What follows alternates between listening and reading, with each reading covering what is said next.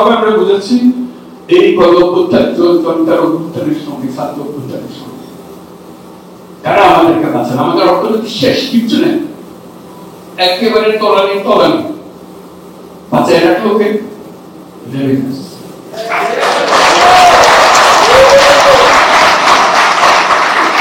Remittance এই বাংলার নতুন বাংলাদেশের জন্ম দিয়েছে।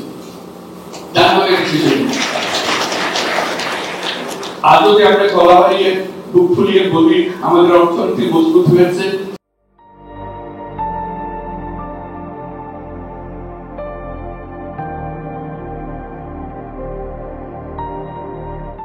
সেটার একমাত্র কারণ হলো রেমিটেন্স। আপনাদের আমাদের এই দূরত্ব নাই আসলে, আমরা এটা ভাবতে হবে। আমরা ওই যে বঙ্গোপসাগর বললো বাংলাদেশের অংশ, আপনারাও বাংলাদেশের অংশ। এবার আজকে আমরা বলতেছি আপনার ভোটের অধিকার দিলেন, আমাদের তারাবার অধিকার কেন দিচ্ছেন না, এগুলো ফয়সালা হবে, এটা হয়ে যাবে, এগুলো কোনো বিষয় না। একবার নিজের মধ্যে আসলে শুরু হয়ে যাবে। আগে তো ভোটাধিকারই ছিল না, এখন ভোটাধিকার আসুক, তারপর বাকিটা বলি একসঙ্গে সবাই দেশে গেলে আবার মূল কথাটা হলো এই দূরত্ব নাই। আমরা যে যেখান থেকে, আমরা আজকে নিউ ইয়র্কে বসে কথা বলছি, বাংলাদেশে শুধু নিউ ইয়র্কের ভিতরে সারা দুনিয়া জুড়ে যেখানে যাবেন বাংলাদেশ, এবং অত্যন্ত সামান্যমণ্ডিত মানুষ সেসব দেশের মধ্যে বাংলাদেশের হয়েছে।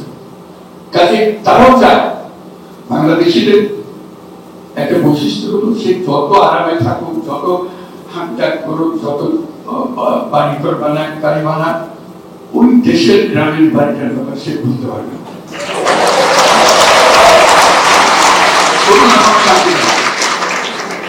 তার কিছু একটা করতেছে, কিছু একটা করতে হলে আমি কিভাবে করবো, কারোর উপর ভরসা করতে পারি না।